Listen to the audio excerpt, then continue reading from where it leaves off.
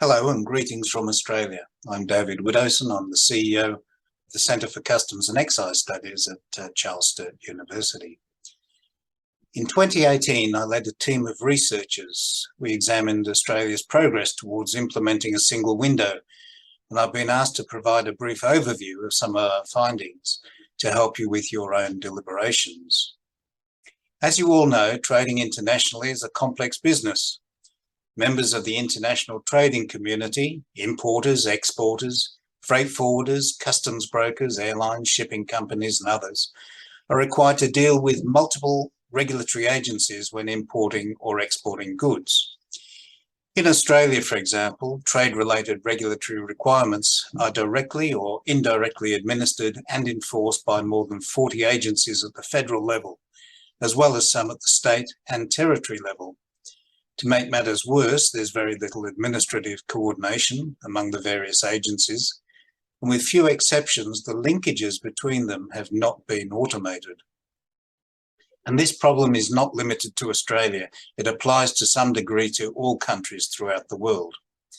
And because of this, the need for a coordinated, whole-of-government approach has been high on the agenda for both the Australian government and the international trading community for many years, with a focus on the introduction of a trade single window that would enable traders to access relevant government services through a single digital interface.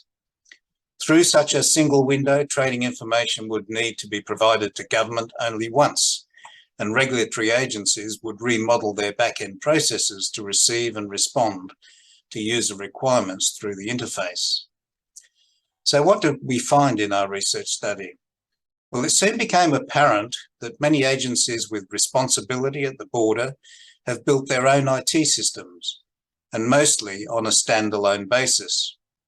And while we found general support for a single window from government agencies, their support came with a clear caveat that it must not diminish the efficiency of their current systems.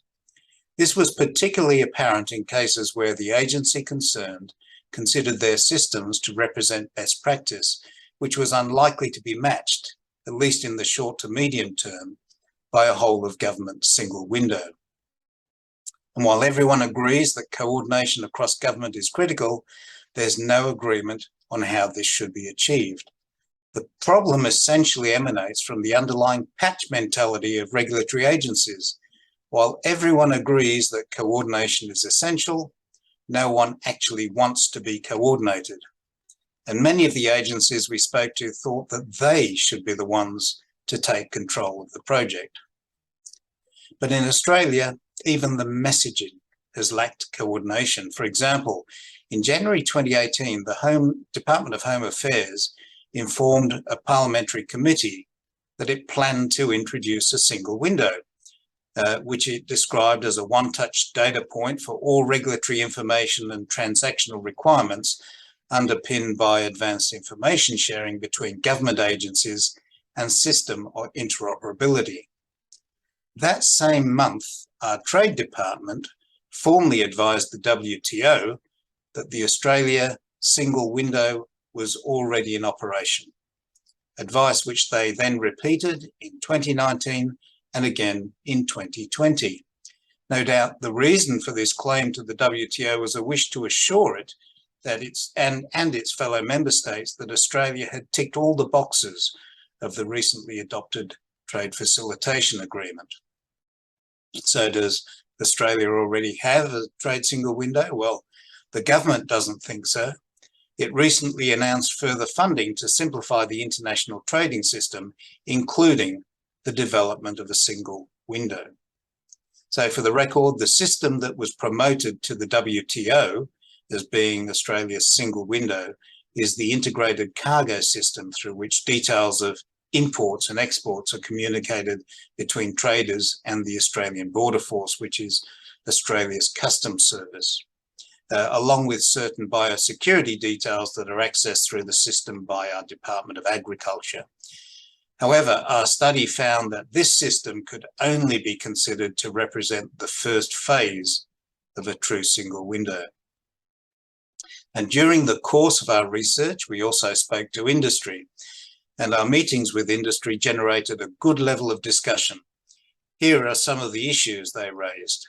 The current system is focused on government reporting and compliance, and it's not at all focused on trade facilitation. They also noted that the current system is overdue for a systems update as the volume of trade is increasing rapidly. At that time, the system was transaction-based and not able to differentiate among different categories of trader, for example, trusted traders or AEOs, or authorised economic operators. So it couldn't apply different treatment based on their risk status. However, this has since been rectified. The industry also said that the private sector and to some extent government was poorly informed about single window concepts. And while industry was aware of government intentions to develop a single window, to date, they've been given little input into the process. Industry representatives also indicated that relevant government agencies should get together with the private sector to explore the potential scope of a single window and the issues it could or should embrace. And the government should produce a tangible model for a single window, preferably with a number of options, before the private sector could react in any meaningful way. It was also clear that the private sector is less concerned about what a single window may or may not include than how it will be implemented and managed, because the way in which it's implemented and managed will impact on the day-to-day business of the private sector. And another clear message from the private sector was that there needs to be a disclosure of the government agenda for the single window and meaningful engagement with industry at a stage that is early enough to enable industry opinion to influence the way forward. We made several recommendations in our research report, one of which was that if a decision to build a single window were to be made, the government could consider a phased approach. Firstly, at a very basic level, government could implement a national standardised data set in a phased manner as agencies develop relevant IT systems so that an important precursor to a single window is in place based upon international standards. In other words, introducing a form of national data harmonisation. A later phase could involve establishing an electronic entry point for all regulatory data. In other words, develop a limited front-end single window that would feed into the various agency systems, thereby having minimal impact on existing business or government IT systems.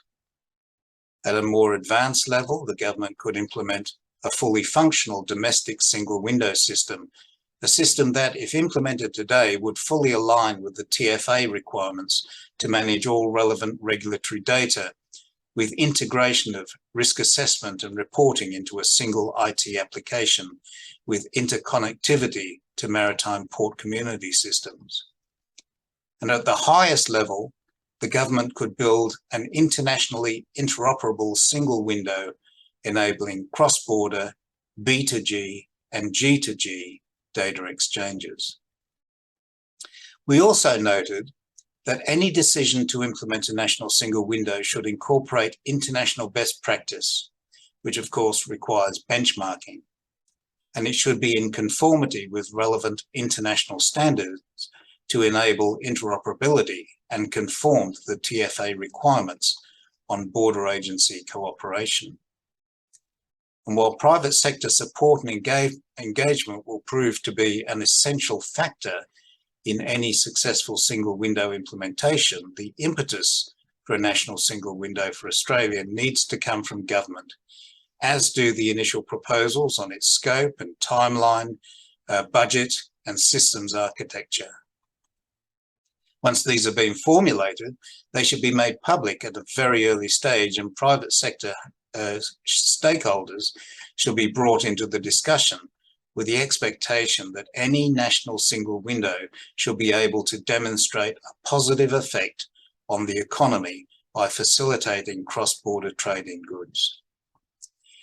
If you have a National Trade Facilitation Committee, as they do in Australia, this would prove to be the ideal forum for government and private sector dialogue on a single window project, and should be involved in planning, monitoring and decision-making from project inception through to implementation and post-implementation stages to ensure that any national single window is aligned with TFA objectives. So here are some thoughts. What exactly do you mean by a single window? No two single windows are alike, and it's important to have a clear understanding of what you intend to develop and what it's supposed to achieve. Also note that the TFA doesn't actually mandate that member countries should establish a single window. It simply says members shall endeavour to establish or maintain a single window. And if a decision to implement a national single window is made, the initial proposals on scope, timeline, budget, and system architecture should be made public at an early stage so that industry input can be sought in a way that enables industry opinion to actually influence the way forward. And finally, two key findings that came out of our study.